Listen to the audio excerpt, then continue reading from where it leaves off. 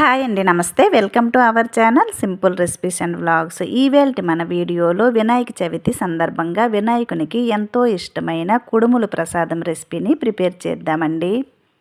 మరి ఈ ప్రసాదం రెసిపీ ఎలా ప్రిపేర్ చేయాలో చూసేద్దాం. సో స్కిప్ చేయకుండా వీడియోనైతే చూసేయండి ఫ్రెండ్స్. దీనికోసమైతే ముందుగా స్టవ్ పైన ప్యాన్ పెట్టి దీనిలో 3 కప్పుల వరకు నీరు వేయాలి.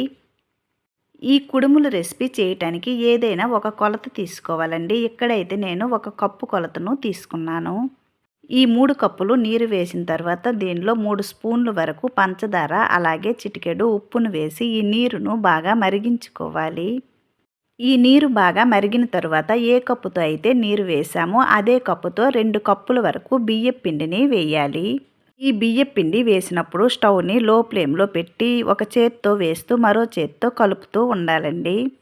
బియ్యపు పిండిని చేయటానికి బియ్యమును తడిపి కొద్దిసేపు ఫ్యాన్ దిగువ ఆరబెట్టి ఈ బియ్యమును కొద్దిగా తడిగా ఉన్నప్పుడే మిక్సీ జార్లో వేసి మిక్సీ పట్టానండి. ఇలా మిక్సీ పట్టిన ఈ పిండిని 2 కప్పుల వరకు ఎక్కడైతే నేను తీసుకున్నాను.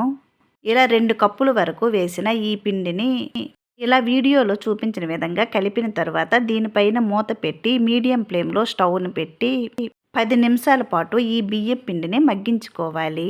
10 నిమిషాల తర్వాత చూడండి, బియ్యం పిండి మగ్గి ఇలా ముద్దలా రెడీ అయ్యింది.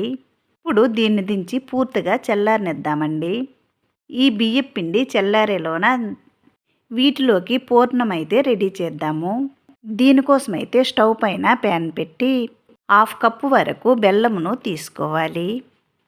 ఈ బెల్లమును పూర్తిగా కరిగేంత వరకు కలుపుతూ ఉండాలి. తరువాత ఏ కప్పుతో అయితే బియ్యం పిండి తీసుకున్నామో అదే కప్పుతో 1 కప్పు వరకు కొబ్బరి తురుమును వేయాలండి. ఇలా కొబ్బరి తురుము వేసిన తర్వాత ఈ బెల్లం కొబ్బరి తురుము బాగా కలిసేటట్టు కలుపుకోవాలి. ఇక్కడైతే బెల్లం పాకమేమీ అవసరం లేదండి, జస్ట్ కరిగితే సరిపోతుంది. ఇలా చూడండి, ఈ బెల్లం అంతా కరిగి పూర్ణం పెట్టుకోవడానికి కొబ్బరి తురుమైతే రెడీ అయ్యింది. ఈ బెల్లం ప్లేస్లో పంచదార కానీ లేదంటే బెల్లం పొడి కానీ వేసి చేసుకోవచ్చండి. లేదు అనుకుంటే బెల్లంనే పూర్తిగా తురిమి వేసి చెయ్యాలండి.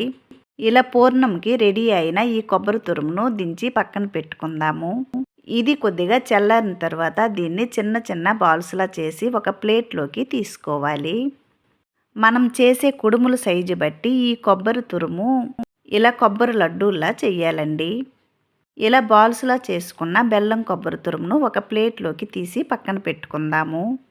తరువాత ముందుగా మనం బియ్యపు పిండిని రెడీ చేసి పెట్టాం కదండి. ఈ బియ్యపు పిండి చూడండి ఎంత గట్టి పడిందో. ఇప్పుడైతే మన చేతిని నీటితో తడుపుతూ ఈ బియ్యపు పిండిని ఇలా వీడియోలో చూపించిన విధంగా మెత్తగా చెయ్యాలి. ఇలా ఉండలో లేకుండా ఇలా వీడియోలో చూపించిన విధంగా కలుపుకోవాలండి. ఇప్పుడు ఈ బియ్యం పిండిని కుడుముల్లా చేసుకుందాము. దీనికోసమైతే చేతిని నీటితో తడుపుకుంటూ ఇలా ఒక పిండి ముద్దలా తీసుకోవాలి. మీరు చేసే కుడుములు సైజు బట్టి మీరు ఈ పిండిని తీసుకోవాలండి. మనం తీసుకున్న కొబ్బరి బాల్స్కి కొద్దిగా ఎక్కువగా ఉండేటట్టు ఈ పిండి ముద్దను తీసుకోవాలి. ఇలా వీడియోలో చూపించిన విధంగా పిండి ముద్దను చేత్తో అద్దుకుంటూ దీనిలో ముందుగా చేసుకున్న కొబ్బరి తురుము బాల్స్ను పెట్టి ఈ స్టఫింగ్ బయటికి రాకుండా ఈ పిండితో వీడియోలో చూపించిన విధంగా కవర్ చేయాలి.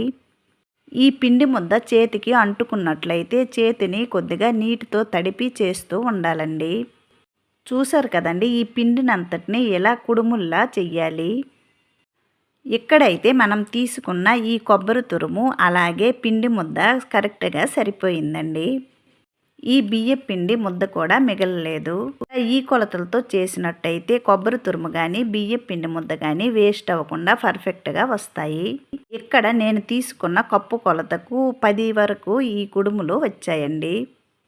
ఫస్ట్ టైం ఈ ఛానల్ చూసినట్లయితే ప్లీజ్ సబ్స్క్రైబ్ చేసి సపోర్ట్ చేయండి ఫ్రెండ్స్. అలాగే ఒక లైక్ చేయండి. మీరు చేసే ఈ ఒక్క లైక్ వల్ల ఈ వీడియో అయితే మరికొంతమందికి రీచ్ అవుతుందండి. ప్లీజ్ సపోర్ట్ చేయండి ఫ్రెండ్స్. ఇలా కుడుములన్నీ చేసిన తర్వాత స్టవ్ పైన ఒక ఇడ్లీ పాత్ర కానీ లేదంటే ఏదైనా ఒక పాత్ర కానీ పెట్టాలి. నేనైతే ఇక్కడ ఇడ్లీ పాత్ర తీసుకున్నానండి. ఈ ఇడ్లీ పాత్రలో కొన్ని నీరు వేసి ఈ ఇడ్లీ చేసుకునే ప్లేట్ను పెట్టుకోవాలి. ఈ ఇడ్లీ ప్లేటు ఆయిల్తో కానీ లేదంటే కొద్దిగా నీరు వేసి తడపాలండి.